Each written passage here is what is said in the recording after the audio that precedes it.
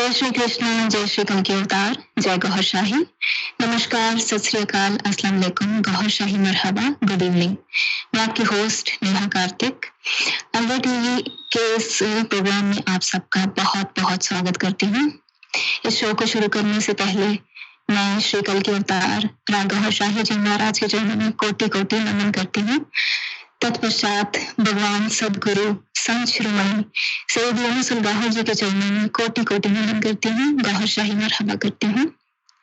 भगवान योगेश्वर श्री कृष्ण जी कह रहे हैं, गीता में हृदय पाठ, गीता में सार मोतम, गीता में ज्ञान मत्योद्गरम, गीता में ज्ञान नव्ययम, गीता में चौतमम स्थानम, गीता में परमम पदम, गीता में परमम गुरुम, गीता में परमम गुरु।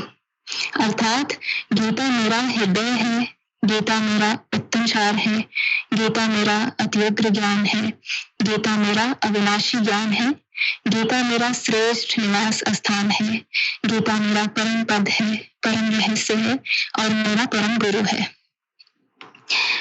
पैनल में उपस्थित सभी सम्मानित संतों का मैं बहुत बहुत स्वागत करती हूँ आज के इस शो गीता सुगीता में।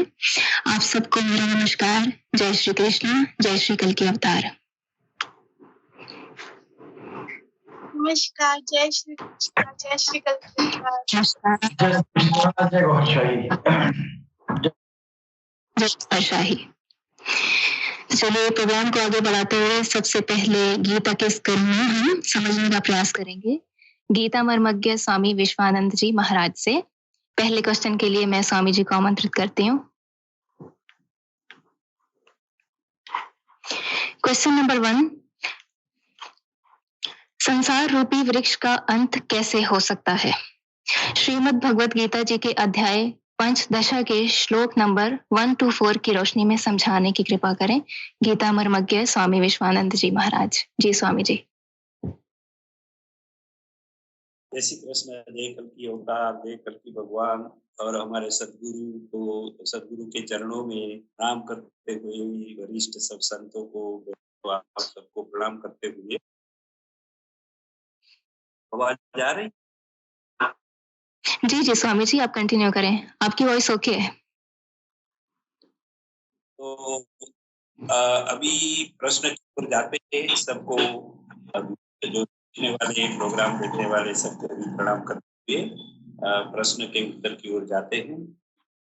प्रथम हम सब संसार रूपी वृक्ष को उस जगह पे समझेंगे। प्रथम हमारे शरीर में, फिर ये विराट विश्व में, फिर इस संसार रूपी वृक्ष का अंत कैसे होता है, यह उसको भी समझेंगे। विराट विश्व के संसार रूपी वृक्ष श्री कृष्ण इस अध्याय 15 के श्लोक नंबर 1 में इस प्रकार समझा रहे हैं कि इस संसार रूपी वृक्ष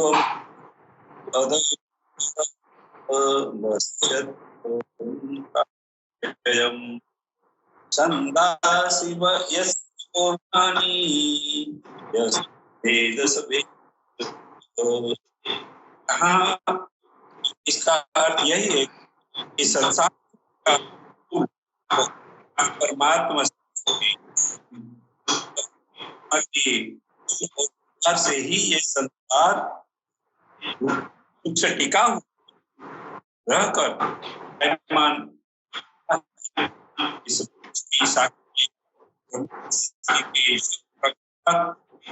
और जलाए वस्तु का जीव इस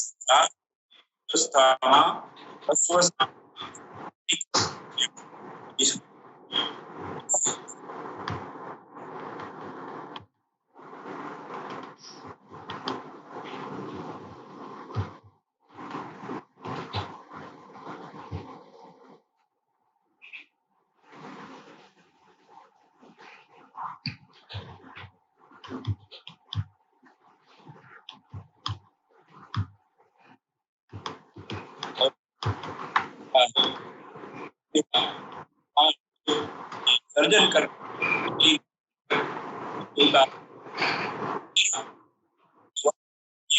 के जरिए से खून बहता है, वे चलायमान कार्य और हड्डियां स्थिर रहकर पूरे शरीर को आधार देके मजबूती प्रदान करती है। ये शरीर रूपी वृक्ष में भी फल पकते हैं, यानी कि दूसरा शरीर उत्पन्न होना और ज्ञान के शब्द की रूपी फल भी प्रकट गुरु महाराज करते हैं। इस मानव शरीर रूपी वृक्ष से ही पैदा होता है। ये दोनों प्रकार का सर्जन मानव शरीर से होता है, इसीलिए मानव शरीर रूपी ये वृक्ष को उत्तम वृक्ष कहा गया है। इस दोनों प्रकार के वृक्षों 3 गुणों से बुद्धि को पाते हैं। 5 विषयों जो शब्द स्पर्श रूप रस गंध है, उससे इस वृक्ष की शाखाएं विकसित होती है। जो शाखाएं देवों मनुष्यों पशु पंछी के रूप में ऊपर और नीचे सब जगह पे ये वृक्ष की शाखाएं फैली हुई है।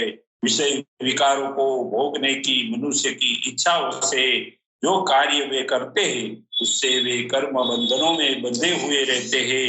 ये तृष्णा ममता के मूल भी ये मनुष्य लोक में फैला हुआ है।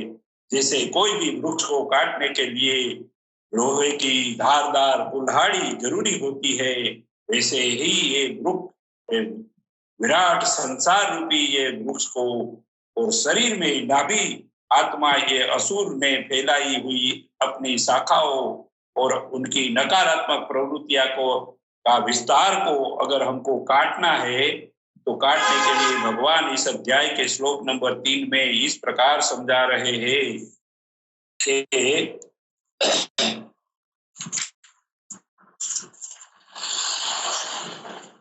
न रूपम सच्चे तथोपलभ्यते नान्तो न चादि न च समृतिष्ठा अस्वस्थमेन सुविरूढमूल न संगशस्त्रेण दृढेन चित्वा। इसका अर्थ यही है कि संसार के प्रति जो भी भोगने की इच्छाएं वासनाएं है, सब में से मुक्त होके वे सब के प्रति दिल में अनासक्ति उत्पन्न करके वे अनासक्ति रूपी मजबूत कुल्हाड़ी से ही ये संसार रूपी वृक्ष का अंत हो सकता है। इस बात को हम साधक भक्तों को, लोगों को हमारे दिल में बैठा आत्मा सो परमात्मा के चरण में जाके उनका नाम सिमरन करके प्रकाश उत्पन्न करके एक परमात्मा की शाखाओं से वैरागी कुल्हाड़ी को धारदार करके नाभि आत्मा ये असुर को नष्ट करने से ही ये संसार रूपी वृक्ष का अंत हो सकता है। यही ज्ञान और तालीम कल की भगवान सारी मानव जात को अलरा टीवी के माध्यम से अपने सदगुरु यूनुस सरगोर जी को निमित्त बनाकर दे रहे हैं। अगर ये निराली तालीम और ये ज्ञान कोई भी मनुष्य अपने जीवन में धारण करेगा, तो जरूर वे ये संसार रूपी ये मायावी वृक्ष का अंत करके परमात्मा को प्राप्त कर लेंगे।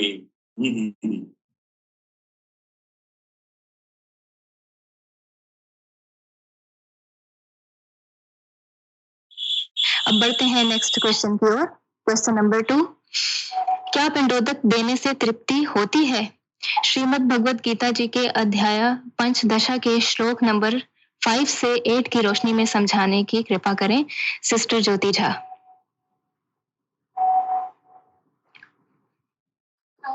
सभी सुनने वालों को मेरा नमस्कार और महाभगवान कल की अवतार सरकार गौर शाही जी के चरणों में मेरा प्रणाम। हमारे प्रिय सतगुरु यूनुस सरगोहर जी के चरणों में मेरा प्रणाम। पंचदश अध्याय के जो श्लोक नंबर 4 से 8 की रोशनी में जो श्लोक योगेश्वर श्री कृष्ण ने पिंडोदक के यानी किस तरह आत्मा को तृप्ति मिलेगी इसको समझाया है। तो जैसा आपका सवाल है कि क्या पिंडोदक से तृप्ति मिलती है, तो सबसे पहले समझ लेते हैं कि पिंडोदक होता क्या है, किसे कहते हैं। पूर्वजों के उद्देश्य से किया जाने वाला पिंडदान और तर्पण को पिंडोदक कहते हैं। तृप्त करने की क्रिया को तर्पण कहते हैं। पितरों के लिए किए गए मुक्ति कर्म को श्रद्धा तथा तांडुल या तिल मिश्रित जल अर्पित करने की क्रिया को तर्पण कहते हैं। पिंड दान किसे कहते हैं? पिंड चावल और जौ के आटे, काले तिल और घी से निर्मित गोल आकार के होते हैं। श्राद्ध में पितरों को अर्पित किया जाता है। पिंड दान का अर्थ होता है अपने पितरों को भोजन का दान देना। पितृ पक्ष के दौरान मृत पूर्वजों के लिए पिंड दान किया जाता है। पिंड दान को आत्मा को श्रद्धांजलि देने का अनुष्ठान माना जाता है। साथ ही यह भी माना जाता है कि पिंड दान के द्वारा ही हमारे पितरों की आत्मा को शांति मिलती है। ये सब मान्यताएं हैं जो हमारे समाज में हमारे हिंदू समाज, सनातन समाज के सभी वर्गों में जो प्रचलित हो गए हैं कि अगर आपको अपने पितरों को की आत्मा को तृप्त करना है तो आपको पिंड दान देना रहेगा। लेकिन योगेश्वर श्री कृष्ण ने इस अध्याय में जो हमें आत्मा को तृप्त करने का जो विधि बताई है, जो तरीका उन्होंने हमें बताया है, उसकी तरफ चलते हैं कि श्लोक संख्या 4 से 8 की रोशनी में योगेश्वर श्री कृष्ण जी ने आत्मा की तृप्ति के लिए क्या बताया है। जैसा कि अभी स्वामी जी ने पिछले श्लोकों में व्याख्या की कि जिसका सार यह है कि संसार रूपी वृक्ष को काटने के लिए समर्पण की आवश्यकता है और समर्पण से जिनका मोह और मान नष्ट हो गया है, यानी जब कोई भी व्यक्ति ईश्वर के चरणों में समर्पित हो जाता है तो उसका मोह और मान नष्ट हो जाता है, यानी उसकी जो नाभि आत्मा है, असुरी आत्मा है, वो पवित्र हो जाती है, समाप्त हो जाती है, झुक जाती है गुरु के चरणों में, गुरु की कृपा से, उनकी दिव्य दृष्टि से। आसक्ति रूपी संग दोष जिन्होंने जीत लिया है, आध्यात्म नित्या परमात्मा के स्वरूप में जिनकी निरंतर स्थिति है, जिनकी कामनाएं विशेष रूप से निर्मित हो गई है और सुख और दुख के द्वंद्वों से विमुख हुए ज्ञानी जन उस अविनाशी परम पद को प्राप्त होते हैं। उस परम पद को न सूर्य, न चंद्रमा और न अग्नि ही प्रकाशित कर पाते हैं। जिस परम पद को प्राप्त कर मनुष्य पीछे संसार में नहीं आते, वही मेरा परम धाम अर्थात उनका पुनर्जन्म नहीं होता। इससे हमें ये मालूम होता है कि आत्मा की तृप्ति संसार रूपी वृक्ष को काटकर उस परम पद परमेश्वर की खोज का परम धाम को पाने से है, जिसके उपरांत मनुष्य का पुनर्जन्म नहीं होता, यानी उसकी आत्मा तृप्त हो गई है, अब उसका पुनर्जन्म नहीं होता। तो फिर पिंडोदक की सच्चाई क्या है? पंचदश अध्याय के श्लोक संख्या 7 में योगेश्वर श्री कृष्ण कहते हैं कि इस देह में यह जीवात्मा, जिसे अर्जी अरवा कहा गया है, जिसे अर्जी अरवा कहते प्रचलित है किताब दीने इलाही से, जिसे हम जीवात्मा कहते हैं, यह जीवात्मा मेरा ही सनातन अंश है और वही इस त्रिगुणमयी माया में स्थित मन और पांचों इंद्रियों को आकर्षित करता है। इसके लिए आगे बताते हैं, जिस प्रकार वायु गंध के स्थान से गंध को ग्रहण करके ले जाता है, ठीक उसी प्रकार देह का स्वामी जीवात्मा जिस पहले शरीर को त्यागता है, उससे मन और पांचों ज्ञान इंद्रियों के कार्यकलापों को ग्रहण करके यानी आकर्षित करके साथ लेकर फिर जिस शरीर को प्राप्त होता है उसमें जाता है। जब अगला शरीर, यानी जो अर्जी अरवा का काम ही है कि वो एक शरीर से दूसरे शरीर की तरफ चली जाती है, दूसरे शरीर का निर्माण करने के लिए। तो जब वो दूसरा शरीर पहले से ही निश्चित है, तो आटे का पिंड बनाकर किसे पहुंचाते हैं? लेता कौन है? इसलिए श्री कृष्ण ने अर्जुन से कहा कि यह अज्ञान तुझे कहाँ से उत्पन्न हो गया कि पिंडोदक क्रिया लुप्त हो जाएगी। यानी प्रथम अध्याय में जब हमने पढ़ा था कि जब अर्जुन इस बात से जो है चिंतित हो जाते हैं कि अगर युद्ध करेंगे अर्जुन तो उससे जो है स्त्रियां जो दूषित होंगी, वर्ण संकर उससे फिर उत्पन्न होंगे, और वर्ण संकर जब उत्पन्न होंगे तो उसके बाद जो है पिंडदान यानी पितरों को जो पिंडोदक की जो ये क्रिया है लुप्त हो जाएगी, जिससे पितरों की आत्मा को तृप्ति नहीं मिलेगी। इस सोच को योगेश्वर श्री कृष्ण ने अज्ञानता से अंकित किया है इस अध्याय में। तो जो आपको जो आत्मा की जो तृप्ति है वह ईश्वर के स्वरूप में सनातन ईश्वर के स्वरूप में विलीन होने से मिलती है, ना कि पिंडदान करने से। क्योंकि पिंडदान में जल और भोजन को हम दान करते हैं और जल और भोजन का जो संबंध है वह हमारे शरीर से है और उस शरीर को निर्माण करने वाली होती है जीवात्मा, जो दूसरे शरीर को पहले ही प्राप्त कर चुकी है मृत्यु के उपरांत। तो जब वो दूसरे शरीर को प्राप्त हो चुकी है तो पिंडदान करके हम किसकी आत्मा को तृप्त करें? तो आत्मा की तृप्ति के लिए पिंडदान नहीं बल्कि आध्यात्मवाद के रास्ते पर चलने की आवश्यकता है और संसार रूपी वृक्ष को काट कर ईश्वर के चरणों में शरण पाकर, गुरु के चरणों में शरण पाकर ही आपकी आत्मा को तृप्ति मिलेगी, जिससे आपका पुनर्जन्म का जो ये है वो रुक जाएगा, आपका पुनर्जन्म नहीं होगा। धन्यवाद।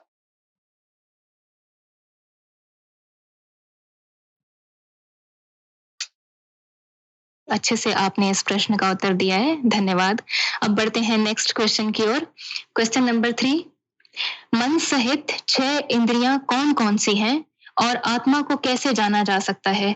श्रीमद् भगवत गीता जी के अध्याय पंचदशा के श्लोक नंबर 9 से 12 की रोशनी में व्याख्या करें। संत राजेंद्र निगम बाबू जी महाराज जी।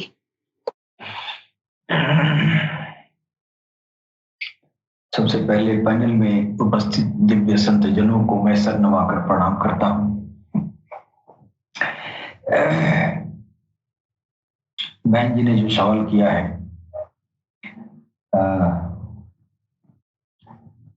ये मन सहित 6 इंद्रियां क्या हैं? मन सहित 6 इंद्रियां जो है ये कान, आंख, त्वचा, जिह्वा, नसिका और मन, इसी का आश्रय लेकर जीवात्मा जो है इनके सहारे ही विषयों का सेवन करता है। इस दुनिया का जो है इंसान इसका भोग जो करता है इन्हीं इंद्रियों के जरिए करता है।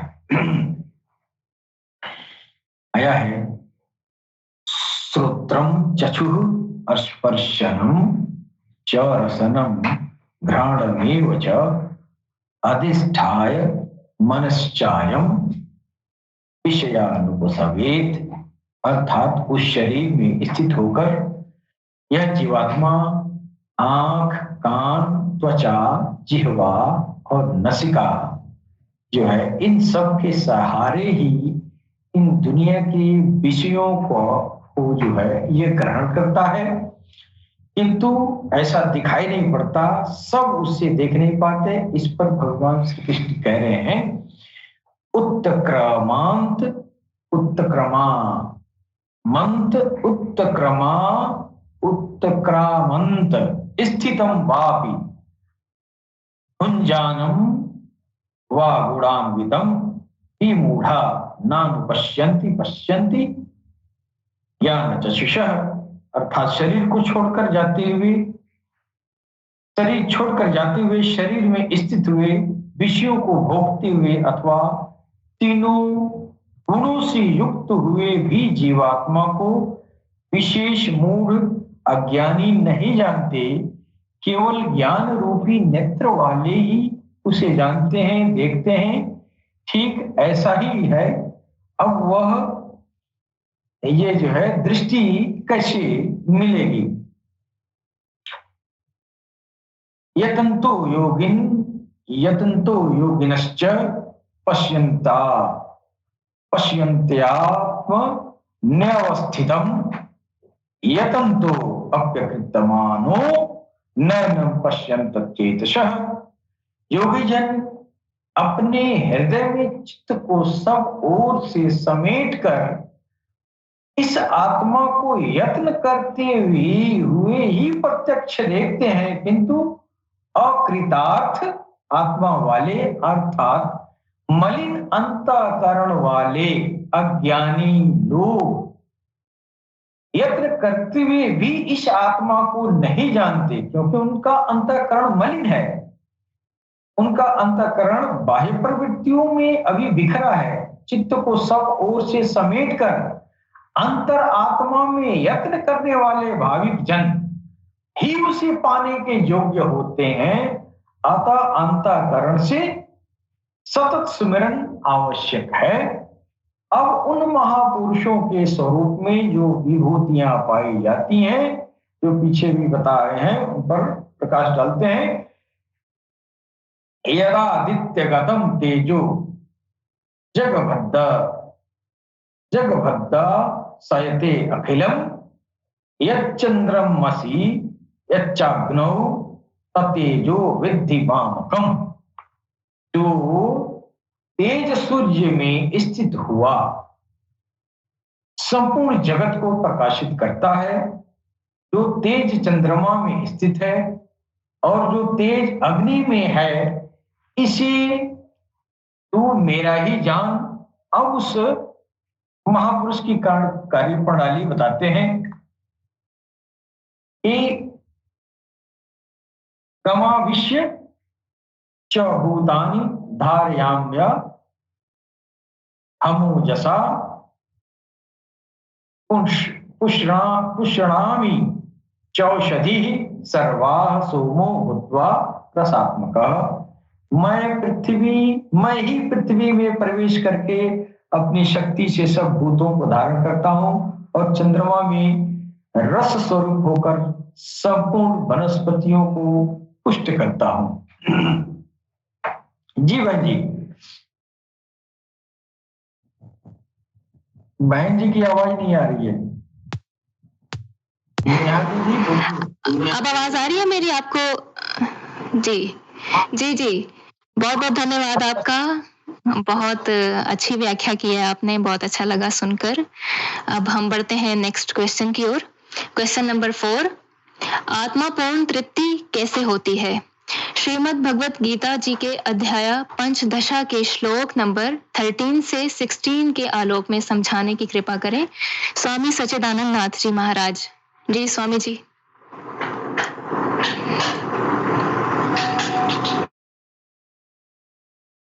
जी बहन जी, आत्मा को पूर्ण तृप्ति तो तब होगी जब वे अपने परम पिता को पाकर अपने घर वापिस पहुंच जाएगा।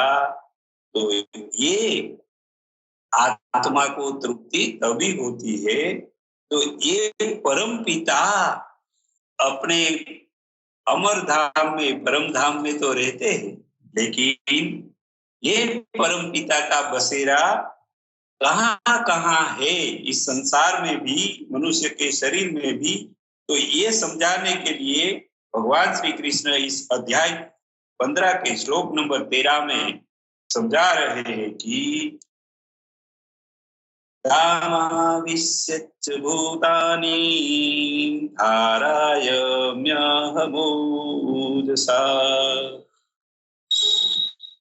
पूर्णामि चौषधिः सर्वाः समो भूत्वा रसात्मकः। इसका अर्थ यही है कि परमात्मा कह रहे हैं कि मैं पृथ्वी में और मनुष्य का शरीर रूपी पृथ्वी में प्रवेश करके मेरी शक्ति से सब प्राणियों को यानी कि शरीर के सब अंगों को धारण करता हूँ। बाहर रस रूपी चंद्रमा बन के सब वनस्पतियों को मैं पोषण देता हूँ। उसी प्रकार शरीर में भी दिल में बैठा हुआ मैं आत्मा आध्यात्मिक शक्तियों से पूरे शरीर को और जब आत्मा और सहायक आत्माओं को भी शक्तियों से मजबूत कर देता हूँ। फिर आगे परमात्मा अपना बसेरा मानव शरीर में कैसे है और भोजन में किया लिया जाता अन्न को कैसे पाचन करता है, वे श्लोक नंबर 14 में इस प्रकार समझा रहे हैं कि अहम वैश्वानरो भूत्वा प्राणिनां देहमाश्रित प्राणापान समायुक्त पचाम्यन्नं चतुर्विधम्। इसका अर्थ यह है कि परमात्मा जठराग्नि बन के सब प्राणियों के शरीर में रहकर प्राण और अपान वायु से 4 प्रकार के अन्न को पचाते हैं। फिर आगे परमात्मा अपना बसेरा मानव शरीर में बता रहे हैं कि श्लोक नंबर 15 में इस प्रकार बता रहे हैं, सर्वस्य चाहं हृदि सन्निविष्टो मतः स्मृतिर्ज्ञानमपोहनं च वेदैश्च सर्वैरहमेव वेद्यो वेदांत कृते द्वविदेव चाहम्। इसका अर्थ यह है कि परमात्मा सबके हृदय में रहकर सब प्राणियों का सब कुछ जानता है। परमात्मा वहां हाजिर होने से मानवी को ज्ञान मिलता है, स्मृति मिलती है और जरूर होती है तब विस्मृति भी करा देते हैं और ऐसी आत्माओं को अज्ञान भी दे देते हैं। ये सब परमात्मा आत्मा रूपी परमात्मा हृदय में होते हैं, इसलिए होता है। वेदों के ज्ञान से परमात्मा को जान सकते हैं।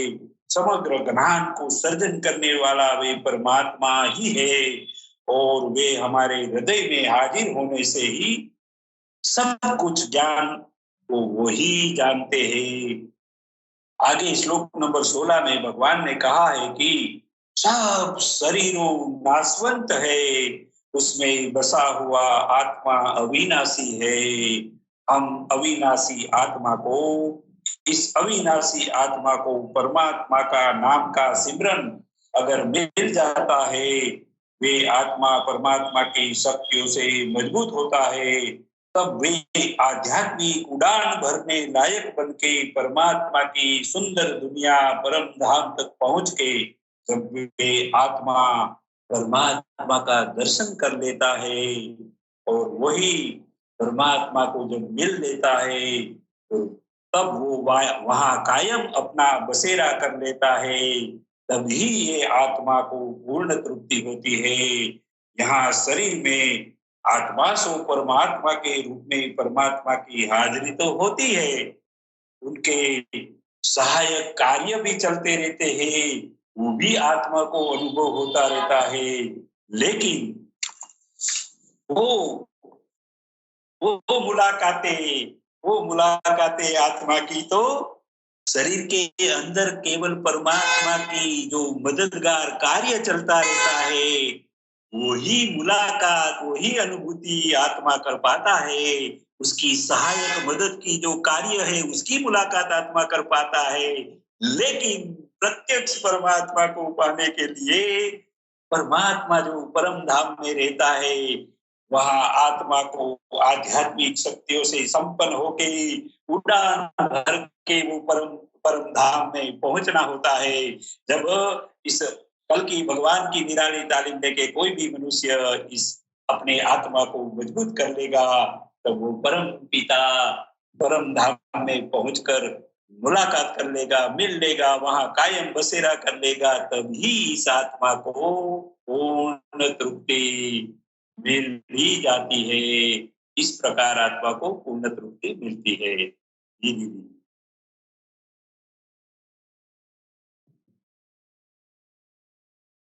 ये आपने बहुत अच्छा लगा सुनकर और मैं आशा करती हूँ कि हमारे जितने भी व्यूअर्स आपको देख रहे हैं सुन रहे हैं प्रसन्न हुए होंगे वो सब। तो अब बढ़ते हैं नेक्स्ट क्वेश्चन की ओर। क्वेश्चन नंबर 5, महापुरुष की अंतिम अवस्था क्या है? श्रीमद् भगवद गीता जी के अध्याय पंचदशा के श्लोक नंबर 17 से 20 की रोशनी में समझाने की कृपा करें सिस्टर ज्योति झा।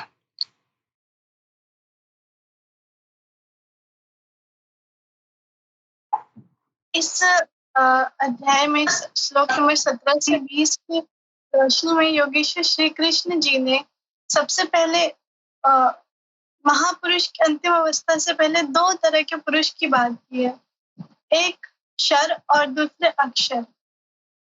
श्री कृष्ण जी कहते हैं, अर्जुन, इस संसार में क्षर यानी क्षय होने वाले, परिवर्तनशील और अक्षर अक्षय अपरिवर्तनशील, ऐसे दो प्रकार के पुरुष हैं। उनमें संपूर्ण भूतों यानी प्राणियों के शरीर तो नाशवान है, क्षर पुरुष है, आज है तो कल नहीं रह जाएंगे। और दूसरा कूटस्थ पुरुष अविनाशी कहा जाता है। साधन के द्वारा मन सहित इंद्रियों का निरोध, अर्थात जिनकी इंद्रिय समूह कूटस्थ है, वही अक्षर कहलाता है।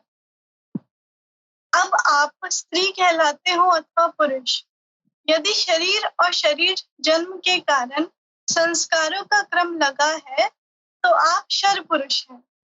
यानी यहाँ पे वो स्वामी अद्गड़ानंद जी जो है एक्सप्लेनेशन देते हैं कि अगर पुरुष की बात की गई है तो ऐसा नहीं है कि महिलाएं जो है वो इससे अलग है। अगर आपके साथ जीवन मरण का ये संग्रह लगा हुआ है तो आप क्षर पुरुष में आते हैं। और जब मन सहित इंद्रियां कूटस्थ हो जाती है तब वह अक्षर पुरुष कहलाता है। यानी मन सहित यानी आपके जो नाभि आत्मा के साथ जो दूसरी आपकी ज्ञान इंद्रियां हैं, जो आपके शक्तियां हैं, वो जब जागृत हो जाती हैं, मजबूत हो जाती है, ताकतवर हो जाती हैं, तो आप कूटस्थ यानी तो आप अक्षर पुरुष हैं।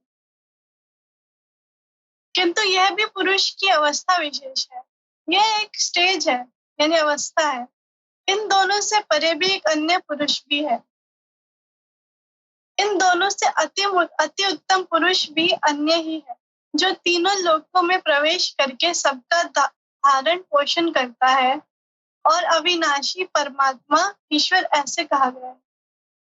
परमात्मा अव्यक्त अविनाशी पुरुषोत्तम इत्यादि इसके परिचारक शब्द है। यानी वो जो महापुरुष की जो अंतिम जो अवस्था है, उसमें जो है उसके अंदर, उस मनुष्य के अंदर वो मनुष्य नहीं रह जाता, वो उसके अंदर परमात्मा का ही वास हो जाता है। अब उसे देखना इसी तरह है जैसा आप परमात्मा को देख रहे हैं। उसका छूना, उसका पकड़ना ऐसा है जैसे परमात्मा के हाथ हो, उसका चलना ऐसा जैसे ईश्वर चल रहा हो। इस तरह के पूरे जो संसार का धारण पोषण करने वाले ईश्वर जिसके अंदर आ गए, वह सबसे विशेष और सबसे उत्तम पुरुष है। वस्तुतः वह अन्य ही है, अर्थात अनिर्वचनीय है। यह क्षर अक्षर से परे महापुरुष की अंतिम अवस्था है, जिसको परमात्मा इत्यादि शब्दों से इंगित किया गया है।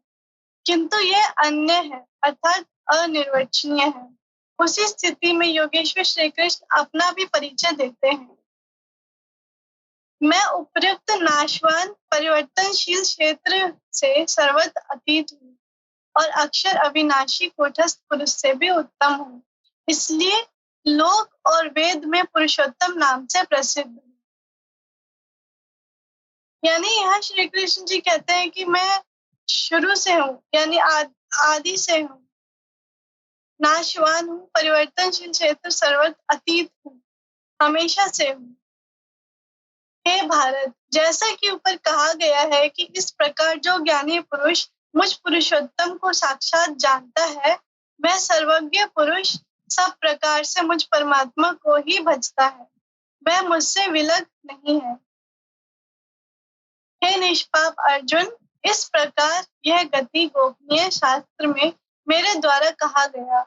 इसको तत्व जानकर मनुष्य पूर्ण ज्ञाता और कृतार्थ हो जाता है। अतः योगेश्वर श्री कृष्ण की यह वाणी स्वयं में पूर्ण शास्त्र है। श्री कृष्ण का यह रहस्य अत्यंत गुप्त था। उन्होंने केवल अनुरागियों को बताया। अनुरागी वही होते हैं जो अध्यात्म मार्ग के पथ पर चलते हैं। वह अधिकारी के लिए था, यानी जो उस अध्यात्म मार्ग पर चल रहा है उसको अधिकारी कहा गया। सबके लिए नहीं होता है। किंतु जब यही रहस्य शास्त्र में लिखने के रूप में आ जाता है तो सबके सामने पुस्तक रहती है, इसलिए लगता है कि श्री कृष्ण ने सबके लिए कहा था। श्री कृष्ण का यह स्वरूप यानी जो पुरुषोत्तम का उनका जो स्वरूप है, जिसे देखना इसी तरह है जैसे आप ऊपर बैठे परमात्मा के दर्शन कर रहे हो, सबके लिए नहीं था। कोई उन्हें राजा, कोई दूत, कोई यादव ही मानता था, किंतु अधिकारी अर्जुन से उन्होंने कोई दुराव नहीं रखा। उसने पाया कि वह परम सत्य पुरुषोत्तम है, यानी अर्जुन ने श्री कृष्ण को पहचाना और कहा कि श्री कृष्ण ही परम सत्य और पुरुषोत्तम है। दुराव रखते तो उसका कल्याण ही ना होता। यानी यदि श्री कृष्ण अर्जुन से अपने आप को छुपा लेते तो अर्जुन का कल्याण नहीं होता। जिस प्रकार सरकार गौहरशाही ने से बेहतर तो अपने आप को कोई नहीं छुपा सकता, उनसे बड़ा कोई छुपाने वाला नहीं, लेकिन उन्होंने अपने इस जो महाभगवान कल की अवतार से हम सबको पहचान दी कि हम जिसके बारे में आपके धर्म में कल की अवतार के बारे में प्रचलित है, मैं वही हूँ। हमें सतगुरु श्री यूनुस गौर ने निशानियों का बताया और हमें महाभगवान कल की अवतार से परिचित करवाया, तब जाके हमारा कल्याण हुआ। अगर हमें ये सब पता ही ना होता तो हम भी आम जिंदगी जी रहे होते और इसी दुनिया के इसी दुनिया की जो चीजें हैं उसी में हम भटक रहे होते और कभी भी ईश्वर को प्राप्त नहीं कर सकते होते, हमारा कभी कल्याण नहीं होता। ये सिर्फ सतगुरु यूनुस अलगौहर की कृपा है हम सब पर, जो उन्होंने हमें सरकार गौहरशाही से परिचित किया। धन्यवाद जी, बहुत बहुत धन्यवाद आपका सिस्टर ज्योति झा। बहुत ही अच्छे से आपने एक्सप्लेन किया है, बहुत अच्छा लगा सुनकर। तो बढ़ते हैं नेक्स्ट क्वेश्चन की ओर। क्वेश्चन नंबर 6, श्रीमद् भगवद गीता जी के अध्याय पंचदशा के क्या आध्यात्मिक निष्कर्ष निकलता है? महदी, मसाया, मैत्रेय बुद्धा, कल की अवतार सरकार गौहरशाही जी महाराज की आध्यात्मिक शिक्षाओं की रोशनी में व्याख्या करें। सूफी संत राजेंद्र निगम बाबू जी महाराज।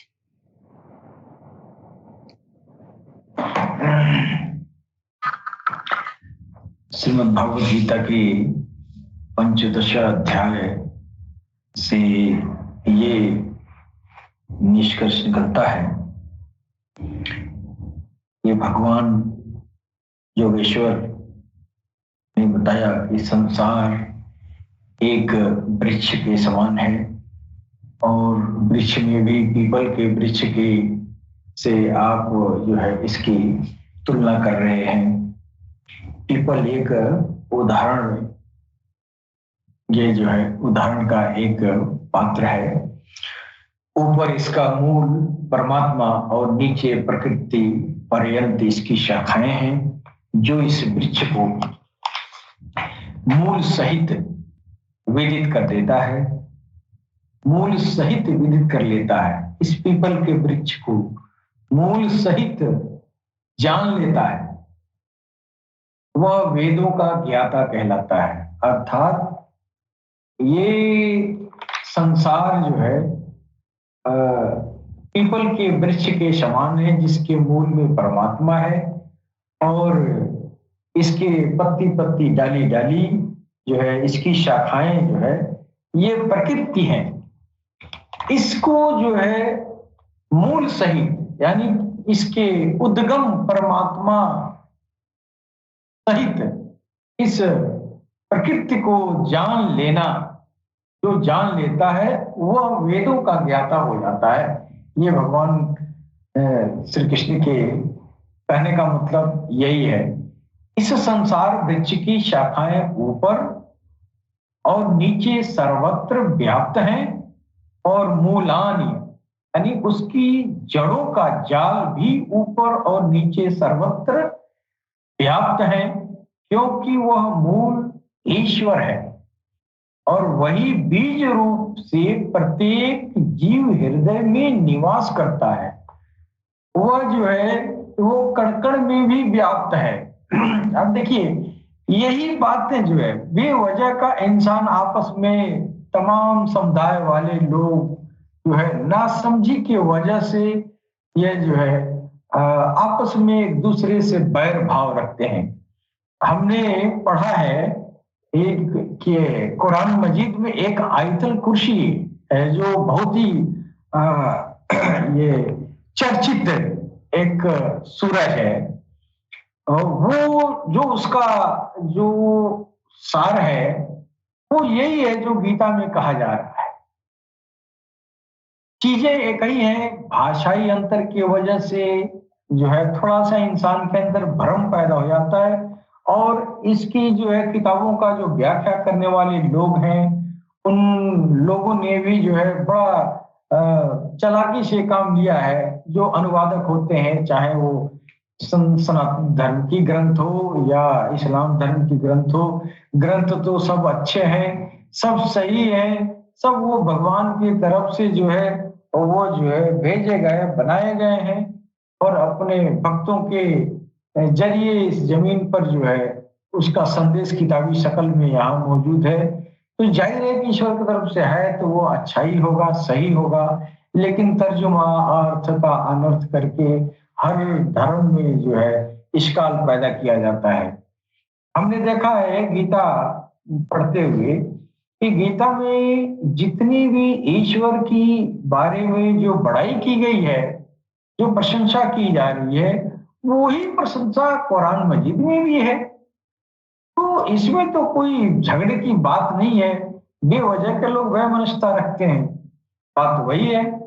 जैसे इसमें लिखा है कि अल्लाहु ला इलाहा इल्ला हुवल हय्युल कय्यूम ला तखजुहु सिनतुम वला नौम लहु मा फिस समावाति वला फिल अर्दि मन ज़ल्लज़ी यनफ़उ इंदहु इल्ला बिइज़्निही यअलमु मा बैन अयदीहिम मा खल्फहुम वला युहीतूना बिशैइन मिन इल्मिही इल्ला बिमा शाअ वसिअ कुर्सियुहुस समावाति वल अर्ज़ वला यहदहु हिफ्ज़ुहुमा हुवल अलीयुल अज़ीम। अर्थात अल्लाह के सिवा कोई इबादत के लायक नहीं, वो हमेशा जिंदा रहने वाला है, जिसको मौत नहीं आती है, न उसको ऊँघ आती है, न नींद आती है। आसमान और जमीन में जो कुछ भी है सब उसी का है, और यही बात इसमें भी लिखी जा रही है। इन किताबों में भी यही सब बातें मिलती जुलती हैं, लगभग सब एक ही परमपिता परमेश्वर की ये जो है तारीफ प्रशंसा की जा रही है। तो ये जो है पंचदश अध्याय में भगवान जो है आगे, भगवान कृष्ण आगे कह रहे हैं कि ये जो संसार रूपी वृक्ष की शाखाएं ऊपर और नीचे सर्वत्र व्याप्त है, और मूलानी उसकी जड़ों का जाल भी ऊपर और नीचे सर्वत्र व्याप्त है। यही आयतल कुर्सी में भी अल्लाह कहना चाहता है कि कण कण में, सारी दुनिया में, हर जगह सजर हजर में वो व्याप्त है, क्योंकि वो मूल ईश्वर है और वही बीज रूप से प्रत्येक जीव हृदय में निवास करता है। पौराणिक आख्यान है कि एक बार कमल के आसन पर बैठे हुए ब्रह्मा जी ने विचार किया कि मेरा उद्गम क्या है। जहां से वे पैदा हुए थे उस कमल नाल में प्रवेश करते चले गए, अनवरत चलते रहे, किंतु अपना उद्गम न देख सके। तब हताश होकर वे उसी कमल के आसन पर आके बैठ गए, चित्त का निरोध करने में लग गए और ध्यान के द्वारा उन्होंने अपना मूल उद्गम पा लिया, परम तत्व का साक्षात्कार किया, स्तुति की। परम स्वरूप से ही आदेश मिला कि मैं हूं तो सर्वत्र, किंतु मेरी प्राप्ति का स्थान मात्र हृदय है। हृदय देश में जो ध्यान करता है वो मुझे प्राप्त कर लेता है। ब्रह्मा एक प्रतीक है, योग साधना की एक परिपक्व अवस्था में इस स्थिति की जागृति है। ईश्वर की ओर उन्मुख ब्रह्म विद्या से संयुक्त बुद्धि ही ब्रह्मा है। कमल पानी में रहते हुए भी निर्मल और निर्लेप रहता है। बुद्धि जब तक इधर उधर ढूंढती है तब तक नहीं पाती, और वही बुद्धि निर्मलता के आसन पर आसीन होकर मन सहित इंद्रियों को समेटकर हृदय देश में निरोध कर लेती है। उस निरोध के भी विलीनीकरण की अवस्था में अपने ही हृदय में परमात्मा को पा लेती है। जो ये पौराणिक कथा है, यह जो है प्रतीकात्मक है। कमल का फूल जो दिया गया है, कमल का फूल वो हृदय से तस्वीर दी गई है, जिसमें ये जो है उसी में अपने हृदय में तलाश किया। कमल के मूल में जाके उसके तने के नीचे ब्रह्मा जी जो है वो पाताल लोक चले जा रहे हैं। इसका मतलब ये नहीं है, वो कहने का मतलब ये है वो हृदय जो कमल के फूल से मिसाल दिया गया है, और वो कहा जा रहा है कि एक बार ब्रह्मा जी चारों तरफ खो जाए, पाताल में चले गए, उस कमल के डंठल के जरिए नीचे तक खो जाए, और कहीं उनको जो है पता नहीं चला कहीं भगवान का, फिर उस कमल दल में आके बैठ गए। यानी अपने में से यह जो है स्वयं में अंतर ध्यान होकर यह जो है वो जब खोज रहे हैं हृदय देश में ध्यान कर रहे हैं, तो फिर वहां वो प्राप्ति हो रही है। ब्रह्मा एक प्रतीक है।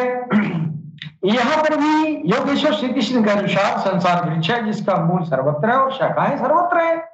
कर्मानुबंधी मनुष्य लोके, कर्मों के अनुसार केवल मनुष्य योनि में बंधन तैयार करता है, बंधता है। अन्य योनियों तो इन्हीं कर्मों के अनुसार भोग भोगती हैं। अतः दृढ़ वैराग्य रूपी शस्त्र द्वारा इस संसार रूपी पीपल वृक्ष को तो काट और उस परम पद को ढूंढ जिसमें गए हुए महर्षि पुनर्जन्म को प्राप्त नहीं होते हैं।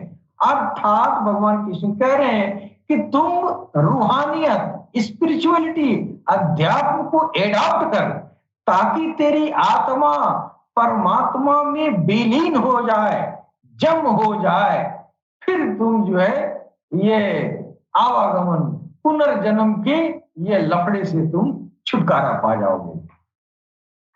तो ये जो है परम पद को ढूंढने के लिए यह जो है ये स्पिरिचुअलिटी, रूहानियत एडॉप्ट करनी पड़ती है। कैसे जाना जाए कि संसार वृक्ष कट गया?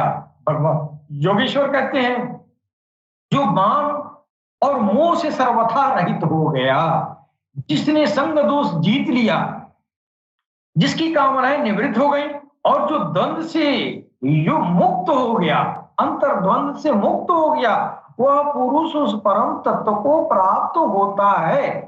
उस परम पद को न सूर्य, न चंद्रमा, न अग्नि ही प्रकाशित कर पाते हैं। वह स्वयं प्रकाश स्वरूप है, जिसमें गए हुए पीछे लौटकर नहीं आते। वह मेरा परम धाम है, जिसे पाने का अधिकार सबको है, क्योंकि जीवात्मा मेरा ही एक शुद्ध अंश है। और इस दुनिया में जब आई तो इसमें जो है इस दुनिया का जो नार है, उस नार में वो जो है बेहोश हो गई, वो खो गया। वो इतना ज्यादा यहाँ नेगेटिव एनर्जी है, इतने ज्यादा यहाँ शैतान आसुरी आत्माओं का आधिपत्य है, जिसके वजह से ये आत्मा इस दुनिया में आके ये फंस गई। इस आत्मा को निकालने के लिए ही भगवान उस योग को भगवत गीता के अंदर जो है ये बता रहे हैं कि इसी योग के जरिए यह आत्मा, जो ये जीवात्मा है, जो मेरा शुद्ध अंश है, इस दुनिया में आके फंसी है, इस योग के जरिए इसमें से निकल के मेरे में समाहित होगी। भगवान कृष्ण कह रहे हैं कि यह योग जो मैंने कल्प के आरंभ में सूर्य को बताया था, और सूर्य ने यह जो है मनु से कहा, मनु ने इक्ष्वाकु से कहा, वो वही अध्यात्म ज्ञान, वही रूहानियत है जो इस्लाम में आकर उसको रूहानियत राह तरीकत कहते हैं। वो वही चीज है जो भगवान कृष्ण ने जो है कल्प के आदि में बताया था। तो ये जीवात्मा इस दुनिया में आके जो फंसी है, इसको निकालने के लिए वही रूहानियत, वही जो है वो सनातन एडॉप्ट करना पड़ेगा। सनातन, मैं कह रहा हूं सनातन का मतलब एक दिन न समझे, सनातन का मतलब वो टेक्नोलॉजी ऑफ स्पिरिचुअलिटी जो भगवान कृष्ण ने दिया।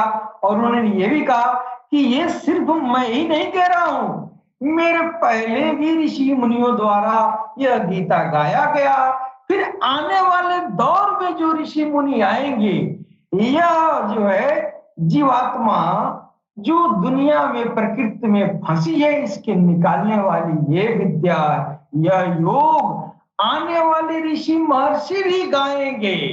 जो आज हम जो है उसी गीत को हम लोग गा रहे हैं। और सारे धर्म में जो भी ईश्वर की तरफ, सारे दीन में जो भी ईश्वर की तरफ बुला रहे हैं, ऋषि मुनि वली मुर्शिद, ये तमाम महापुरुष हैं, सब लोग उसी योग का, उसी धर्म का, उसी सनातन का अनुपालन कर रहे हैं। एकमात्र वही रास्ता है जो जीवात्मा परमात्मा में विलीन हो पाएगी। शरीर का त्याग करते समय जीवात्मा मन और पांचों ज्ञान इंद्रियों के कार्यकलापों को लेकर नए शरीर को धारण करती है। संस्कार सात्विक है तो सात्विक स्तर पर पहुंच जाता है, राजसी है तो मध्यम स्थान पर, और तामसी रहने पर जघन्य योनियों तक पहुंच जाता है। तथा इंद्रियों के अधिष्ठाता मन, जो इंद्रियों के अधिष्ठाता है, मन के माध्यम से विषयों को देखता और भोगता है। यह दिखाई नहीं पड़ता, इसे देखने की दृष्टि ज्ञान है। कुछ याद कर लेने का नाम ज्ञान नहीं है। योगी जन हृदय में चित्त को समेट कर प्रयत्न करते हुए ही उसे देख पाते हैं। अतः ज्ञान सघन गम्य है। हाँ, अध्ययन से उसके प्रति रुझान उत्पन्न होती है। संशय युक्त आकृतात्मा लोग प्रयत्न करते हुए भी उसे नहीं देख पाते हैं। यहाँ प्राप्ति वाले स्थान का चित्रण है। अतः उस अवस्था की विभूतियों का प्रवाह स्वाभाविक है। उन पर प्रकाश डालते हुए योगेश्वर श्री कृष्ण कह रहे हैं कि सूर्य और चंद्रमा में मैं ही प्रकाश हूं, अग्नि में मैं ही तेज हूं, मैं ही प्रचंड अग्नि रूप से 4 विधियों से परिपक्व होने वाले अन्न को पचाता हूं। श्री कृष्ण के शब्दों में अन्न एकमात्र ब्रह्म है। अन्नम ब्रह्मोति व्यजानात, यह तैत्तरीय उपनिषद में आया है। जिसे प्राप्त कर यह आत्मा तृप्त होती है। बैखरी से उत्पन्न, यो बैखरी से पर्याय पर्यंत यह जो है अन्न पूर्ण परिपक्व होकर पच जाता है, वो पात्र भी खो जाता है। इस अन्न को मैं ही पचाता हूं। अर्थात सदगुरु जब तक रति न हो तब तक यह उपलब्धि नहीं हो पाती है। इसके साथ ही हम अपनी वाणी पर विराम देंगे। सलाम, नमस्ते, सत श्री अकाल और शही मरहबा। बहुत बहुत धन्यवाद आपका। बहुत अच्छा लगा सुनकर, बहुत ही महत्वपूर्ण व्याख्या की है आपने। हमारे सभी व्यूअर्स को भी बहुत अच्छा लगा होगा।